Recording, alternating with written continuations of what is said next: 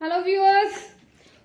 आजकल ये नया साल जब से शुरू हुआ है, पूरी दुनिया में हाहाकार जैसा मचा हुआ है। कहीं कोई दो देश आपस में लड़ रहे हैं, कोई पुरानी लड़ाइयां और तेज हो गई हैं, और कहीं किसी देश के अंदरूनी हालात ही बहुत ही उच्चतम तापमान पर हैं। और इन सब में जो एपिसेंटर बने हुए हैं वो अमेरिका के राष्ट्रपति श्री डोनाल्ड ट्रंप बने हुए हैं। अब डोनाल्ड ट्रंप बीच बीच में भारत के लिए भी कुछ ना कुछ नया शगुफा छोड़ देते हैं। मैं ये कर दूंगा, मैं वो कर दूंगा। वो अपनी बात शुरू करेंगे, माई बेस्ट फ्रेंड मोदी, और ये कहकर फिर कुछ एक नई कहानी कर देते हैं। तो मेरा मन किया कि मैं जरा चेक करूं कि भाई डोनाल्ड ट्रंप को अचानक भारत से और भारत के लोगों से इतनी परेशानी क्यों हो रही है।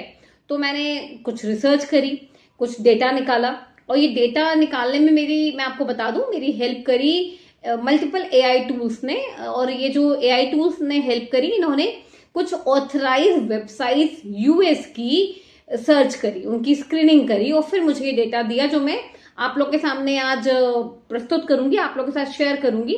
आप मेरे साथ इस वीडियो में अंत तक बने रहिएगा।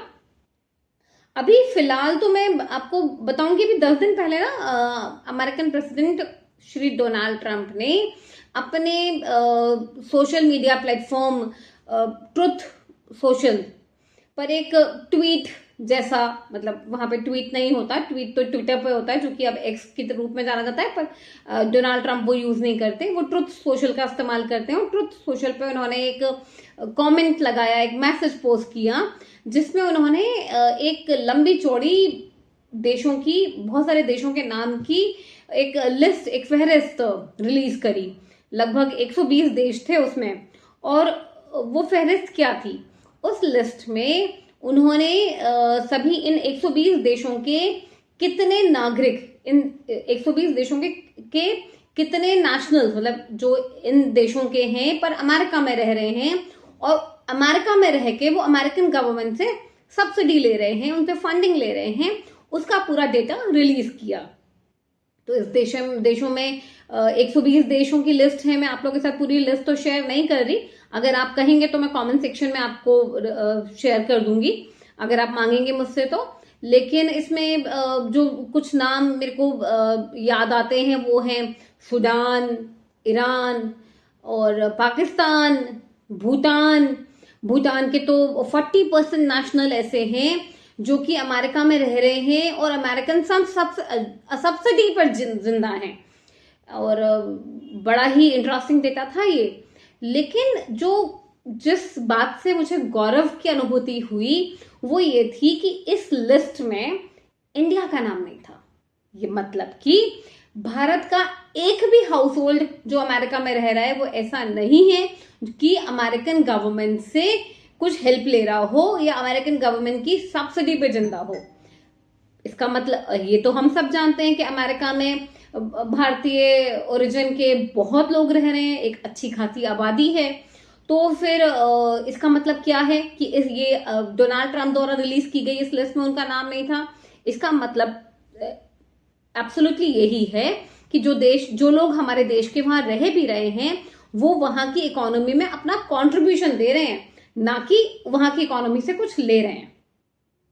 जब ये मैंने मैसेज देखा तो मैंने सोचा कि भाई जब हमारे देश के लोग वहां पर इतना कंट्रीब्यूट कर रहे हैं और कुछ नहीं ले रहे, और पाकिस्तान के लोग ले रहे हैं वहां से बहुत कुछ, फिर भी डोनाल्ड ट्रंप पाकिस्तान को तो अपनी गोद में बिठाए हुए हैं और अब इंडियंस के खिलाफ रोज नई नई कहानियां कर देते हैं। कभी H1 वीजा पर रोक लगाने की बात करते हैं, कभी उसकी फीस बढ़ाने की बात करते हैं, कभी टैरिफ बढ़ाने की बात करते हैं। टैरिफ तो बढ़ा ही रखा है, तो क्या कारण है इसका। तो मैंने ये रिसर्च करी। तो आइए मैं आप लोगों के साथ वो रिसर्च शेयर करती हूँ अपनी। तो इसमें जो पहला इंटरेस्टिंग डेटा मुझे मिला वो मिला कि हाँ, हमारे देश कितने, मैंने सबसे पहले चेक किया कितने इंडियंस अमेरिका में रह रहे हैं। तो अमेरिका की टोटल पॉपुलेशन में इंडियंस की परसेंटेज लगभग 1.5% है, 1.6%, जो कि एक बहुत बड़ा नंबर नहीं है तो कोई बहुत छोटा नंबर भी नहीं है, ठीक है। लेकिन अमेरिका में जो टैक्स कलेक्शन होता है, जो कि अमेरिका के जीडीपी में कंट्रीब्यूट करता है, उसका कितना परसेंटेज इंडियंस दे रहे हैं? उसका 6%, लगभग 6% इंडियंस पे कर रहे हैं, जो कि which comes out to be almost 250 से 300 बिलियन डॉलर। बहुत बड़ी फिगर है ये। 6% of the American GDP is contributed by the people of Indian origin.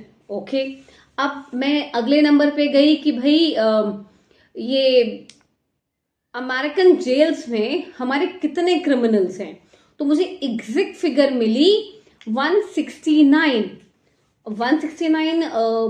American criminals की टोटल फिगर में से कितने हुए?